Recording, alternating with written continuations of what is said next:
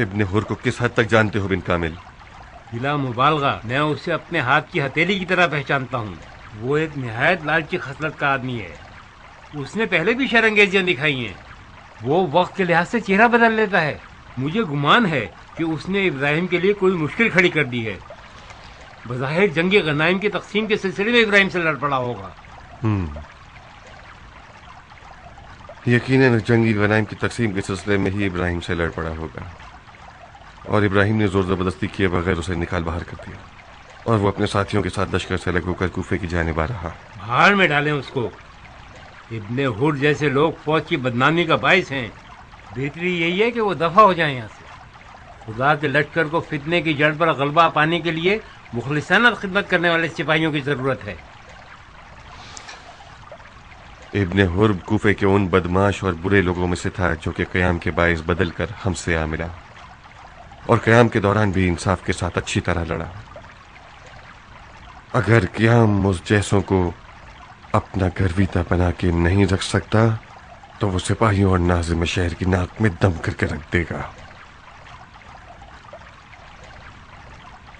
کاش ابراہیم کچھ دن آزادہ دے کر اس کا منہ بند کر دیتا. ابن حر جیسوں کی لالچ ختم ہونے والی نہیں ہوتی امیر. آج چند 100 دینار مانگے گا، کل چند 1000 دینار، اور پرسوں لشکر کی سپہ سالاری کا مطالبہ کرے گا. قرآن کی تعویل کے مطابق رسول خدا کی ایک سنت حسنہ ہے جسے مؤلفت قلوبہم کہا جاتا ہے، یعنی یہ کہ اگر مال کے ذریعے کچھ افراد کو خدا کی جانب متوجہ کر سکتے ہو تو مذائقہ نہ کرو. بہرحال ایک سرکش اور لگام چھڑا کے بھاگا ہوا گھوڑا دانت بھینچ کر کوفے کی جانب آ رہا ہے. کوفے کی طرف پہنچتے ہی وہ شر اور فساد پھیلانے کی حرکتیں کرے گا. اسے مہار کرنے کے لیے تیار رہنا. ابو مفلس، ابراہیم اشتر کو لکھو کہ صحیح راستہ وہی تھا جو آپ نے اختیار کیا. دین کے دشمن پر حملہ کیجیے اور ان کی تعداد سے نہ گھبرائیے. یہ حتمی کامیابی خدا کے لشکر کو ہی ملے گی.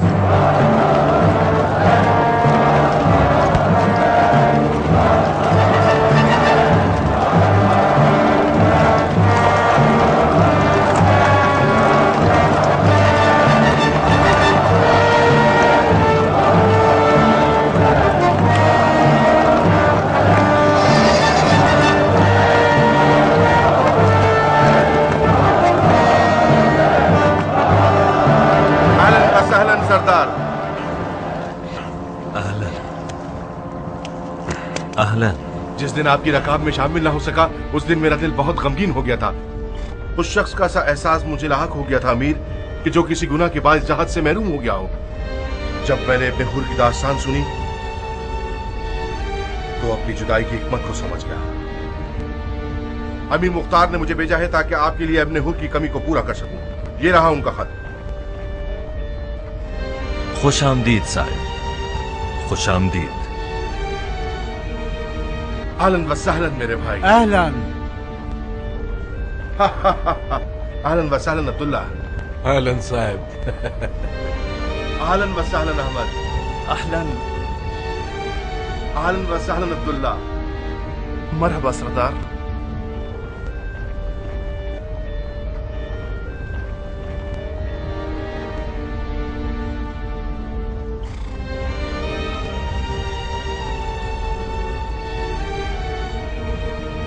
اب تک ایک بات میری سمجھ میں نہیں آئی عمیر. سمجھ نہیں آئی یا شک ہے کسی بات پر؟ شک کی جڑیں نادانی سے ہی شروع ہوتی. تم اتنا خطرہ مول کر ہمارے دیدار کو کیوں چلے آئے؟ یہ جو تم نے کپڑے بدل لیے ہیں تاکہ تمہیں نہ پہچانے، یہ ایک بچکانہ بات ہے. کیونکہ مجھے معلوم ہے کہ ابن مرجانہ کی جاسوس چیل کی آنکھ اور کتے کی سونگنے کی حس رکھتے ہیں، ہماری طرح. ابن مرجانہ کو کھانسی بھی آتی ہے تو ہمیں اس کی آواز پہنچ جاتی ہے. یہ کوئی نہ سلجھنے والی پہیلی نہیں ہے ابراہیم.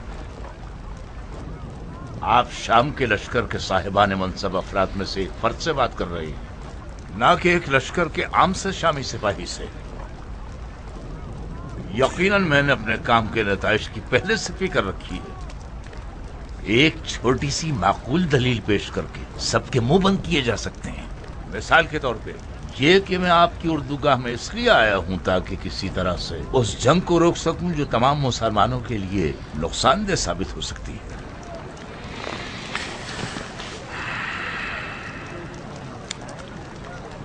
جو خدمت تم کر رہے ہو اس کے بدلے کیا چاہتے ہو؟ آپ جانے اور آپ کی سخاوت۔ مجھے معلوم ہے آپ جیسا ایک اشراف زادہ خدمت کی قدر جانتا ہے اور اس کا اچھا صلہ دیتا ہے۔ تم نے وعدہ کیا ہے کہ ہمارے حملے کے دوران تلوار نہیں اٹھاؤ گے اور پیچھے ہٹ جاؤ۔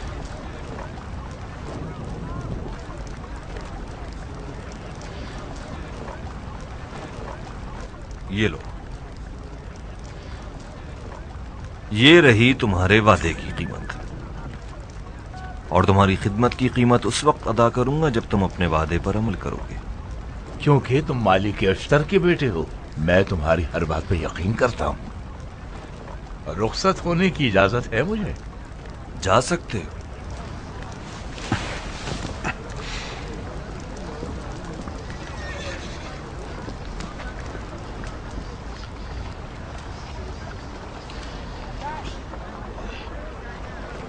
ایک بات نے مجھے حیرت زدہ کر دیا ہے ابراہیم۔ ویسے آپ میری حیرت کو زائل کرنے میں میری مدد کر سکتے ہیں۔ آخر آپ نے مختار کی بیعت کس طرح کر لی؟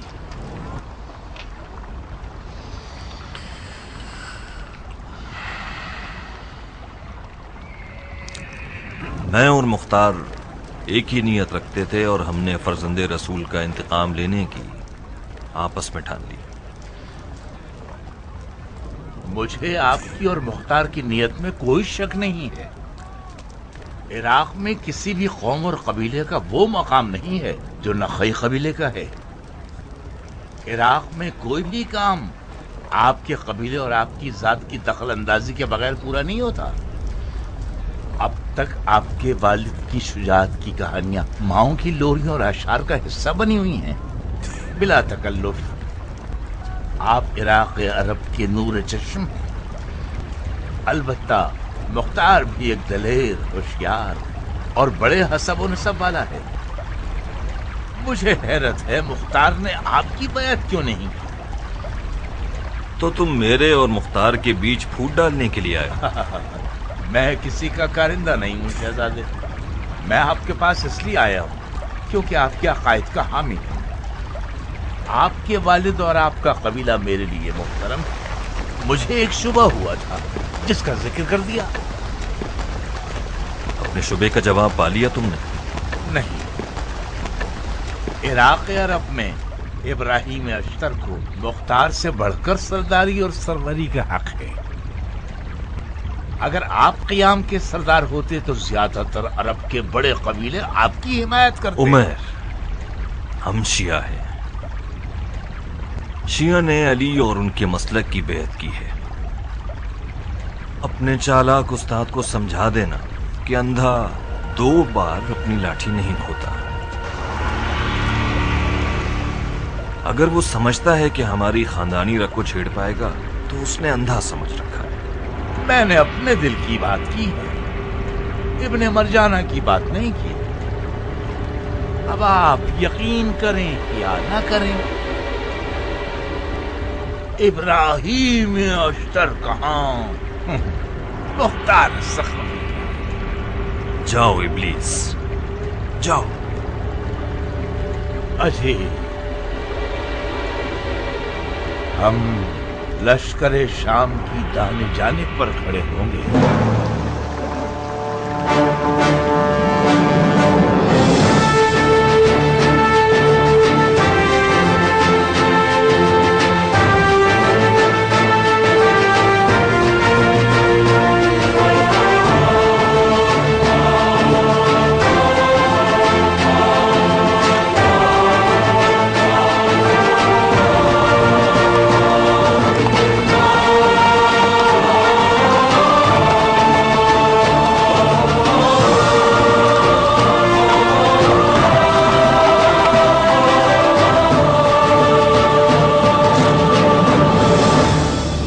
کیسے مزاج ہے تم لوگوں کے شیروں؟ خوشی سے بے قرار اور بے قابو ہے، बिल्कुल उस दूल्हे की तरह जो दुल्हन के हजले में जाने वाला होता है। अगर दुल्हन बूढ़ी निकली तो वापस मत लौट आइएगा। मुमकिन है कि ये इब्लीस की चाल हो ताकि तुम लोगों को भगा दे। इब्ने जुहैर, जी अमीर। दुश्मन की ताक में जाओ और आखिरी दफा उनकी तमाम कैफियत देख कर आओ। जी अमीर।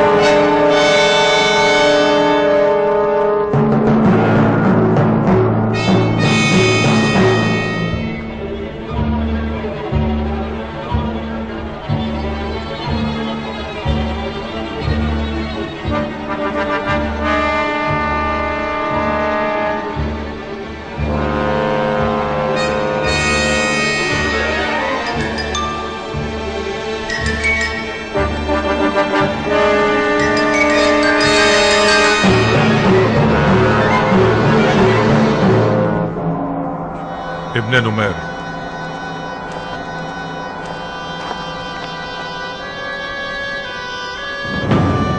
लश्कर के दोनों तरफ के सरदारों को इजलास के लिए बुलाएं। जी अमीर।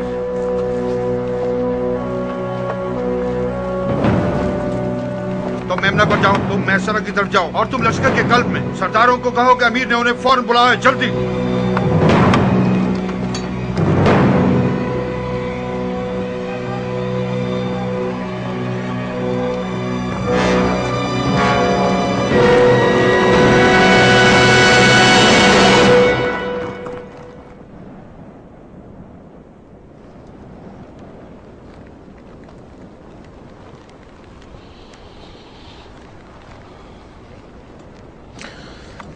जानते हो मैंने तुम लोगों को क्यों बुलाया है?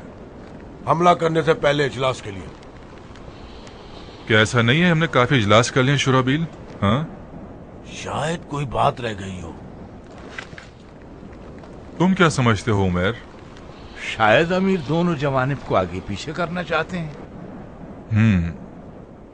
ये एक अच्छा तरीका है दुश्मन के अंदाजों को दरहम बरहम करने के लिए, जो कि फिलहाल जरूरी नहीं है। मुमकिन है अमीर के जहन में कोई हैरत अंगेज तरकीब आई हो जिससे दुश्मन उलझ कर रह जाए और आपके ये खादिम हैरान रह जाए। जी हाँ जनाब आमिल वाहिली, मगर वक्त आने पर पहले यह देखना होगा कि इराकी फौज किस जंगी आराइश के साथ मैदान में उतरते हैं।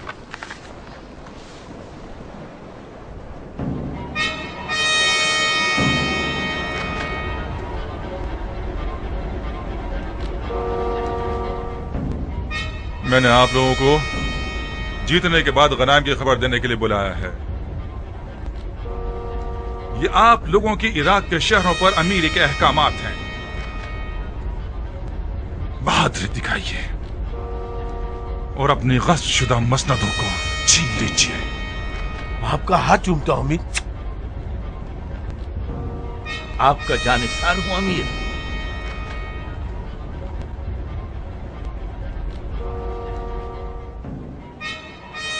इराकी आ गए, इराकी आ गए।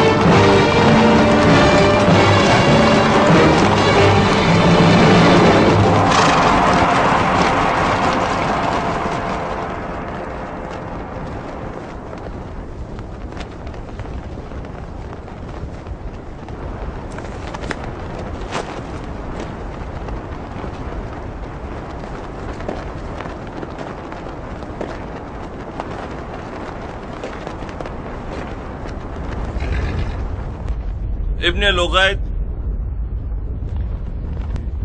جی امیر. فوج کے 3 حصے کر دو. 1/3 فوج اپنے آپ کو ٹیلوں کے پیچھے چھپا لے، اس طرح سے کہ دشمن ان کی موجودگی سے غافل رہے. کیا یہ تدبیر ہے یا آپ چاہتے ہیں کہ فوج کی آخری حدیں نظر نہ آئے؟ دونوں باتیں ہیں ابن لغیت، دونوں باتیں. جی امیر. ابن شمید. جی امیر. ان کی فوج کے قلب لشکر کو دیکھ رہے ہو تم؟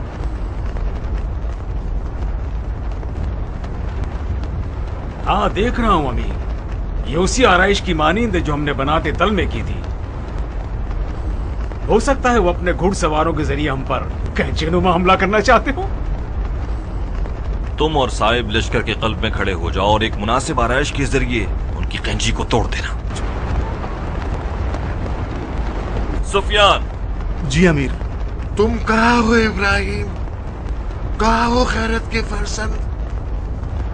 نہیں نہیں، مجھے مت دکھاؤ. میں مالک اشتر کی بو کو پہچانتا ہوں. میں سونگ کر اسے خود ڈھونڈ لوں گا. خود کو زحمت میں کیوں ڈال رہے ہو بزرگوار؟ بعید ہے کہ آپ کو یہاں کہیں مالک کی بو مل جائے. میں مالک کی بو کے سوراخ میں آیا ہوں نوجوان. انشاءاللہ مجھ سے غلطی نہیں ہوگی. سونگنے کی حس میری آنکھوں کا کام کرتی ہے. کیا آپ کی آنکھیں کمزور ہیں؟ میری آنکھیں نابینا ہیں دلاور. صفین میں میرے سر پر ایک ضرب لگی جس کے بعد میری آنکھیں اندھی ہو گئی اور دل بیدار. صفین میں مالک اشتر کے ساتھ ساتھ تھا اور شیر خدا کے قدم با قدم چل رہا تھا. یہ تو تم ہی ہو ابراہیم. مجھے غلط فہمی نہیں ہوئی تھی. تم ابراہیم ابن مالک اشتر ہو. میں شریک ابن جدیر ہوں بہادر. خوش آمدید شریک.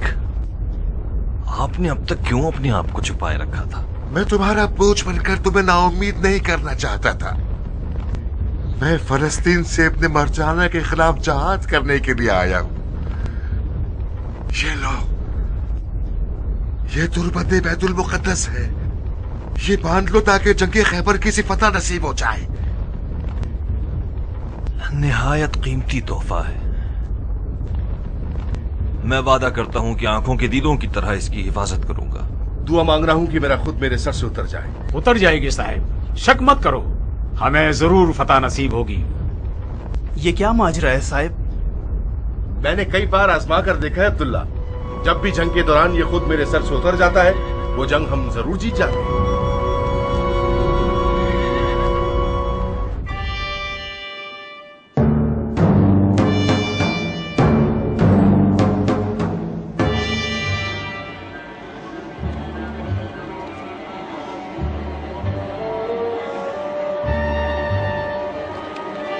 ابن نمیر.